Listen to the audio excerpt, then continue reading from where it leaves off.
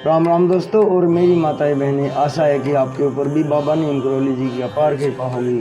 आपके घर परिवार में बाबा नीम करोली जी की अपार कृपा हो, यही मेरी प्रार्थना, यही मेरी अर्जी है। मेरा जो भी भाई, जो भी मेरी माताएं बहनें आपके चैनल को देख रहे हैं, उनके सभी संकट दूर करो, सभी कष्ट हरो बाबा। जय बाबा नीम करोली महाराज। दोस्तों और मेरी माताएं बहनें, आज मैं आपको एक पौराणिक सत्य कहानी है पतिव्रता सावित्री और सत्यवान की। जिस सावित्री ने अपने पति के प्राणों को यमराज से वापस छीन लिया था, यमराज ने उसके पति के प्राणों को वापस दे दिया था। इस कहानी को बहुत ही पुण्य कथा है, पूरा सुने और आगे भी शेयर करें। जय राम जी की। हे भगवान। सावित्री प्रसिद्ध तत्वज्ञानी राजऋषि अशुपति की एकमात्र कन्या थी। अपने वर की खोज में जाते समय उसने निर्वासित और वनवासी राजा धुमत्सेन के पुत्र सत्यवान को पति रूप में स्वीकार कर लिया।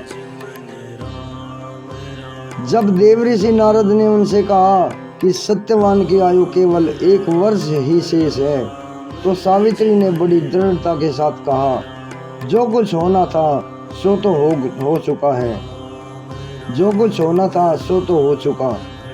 माता पिता ने भी बहुत समझाया, परंतु सती अपने धर्म से नहीं डिगी।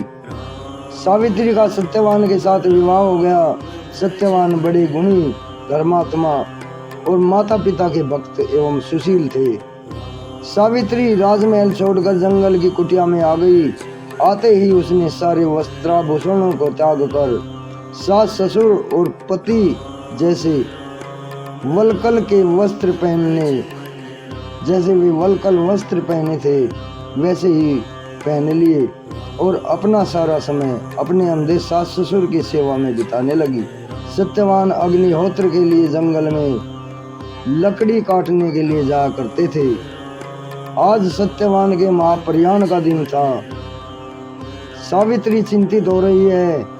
सत्यवान कुल्हाड़ी उठाकर जंगल की तरफ लकड़ियां काटने चले। सावित्री ने भी साथ चलने के लिए अत्यंत आग्रह किया। सत्यवान की स्वीकृति पाकर सास ससुर से आज्ञा लेकर सावित्री भी पति के साथ वन में गई।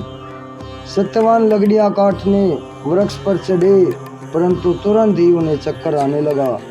वे कुल्हाड़ी फेंक कर नीचे उतर आए। पति का सिर अपनी गोद में रखकर सावित्री उन्हें अपने आंचल से हवा करने लगी। थोड़ी ही देर में उसने एक भैंसे पर चढ़े हुए काले रंग के एक सुंदर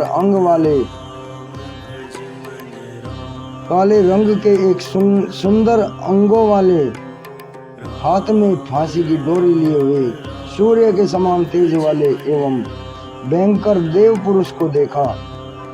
उसने सत्यवान के शरीर से फांसी की डोर में बंधे हुए एक अंगूठे के बराबर पुरुष को बलपूर्वक खींच लिया। सावित्री ने अत्यंत व्याकुल होकर आर्त स्वर में पूछा, हे देव, आप कौन हैं और मेरे इन हृदय धन को कहाँ ले जा रहे हैं? उस पुरुष ने उत्तर दिया, हे तपस्विनी, तुम पतिव्रता हो, अतः मैं तुम्हें बताता हूँ कि मैं यम हूँ और आज तुम्हारे पति सत्यवान की आयु क्षीण हो गई है, अतः मैं उसे ले जा रहा हूँ। तुम्हारे सतीत्व के तेज के सामने मेरे दूत नहीं आ सके, इसलिए मुझे स्वयं आना पड़ा। यह कहकर यमराज दक्षिण दिशा की तरफ चल पड़े। सावित्री भी यम के पीछे पीछे जाने लगी। यम ने बहुत मना किया। सावित्री ने कहा, जहाँ मेरे पति देव जाते हैं वहाँ मुझे जाना चाहिए, यह सनातन धर्म है। यम बार बार मना करते रहे, परंतु सावित्री पीछे पीछे चलती रही।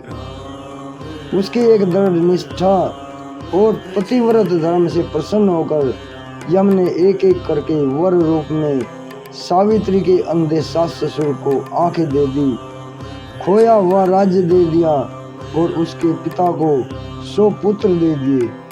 और सावित्री को लौट जाने को कहा, परंतु सावित्री के प्राण तो यमराज लिए जा रहे थे, वह लौटती कैसे। यमराज ने फिर कहा कि सत्यवान को छोड़कर चाहे जो मांग लो। सावित्री ने कहा, यदि आप मुझसे प्रसन्न हैं तो मुझे सत्यवान से 100 पुत्र प्रदान करें। यम ने फिर बिना सोचे ही प्रसन्न मन से तथास्तु कह दिया। वचनबद्ध यमराज आगे बढ़े।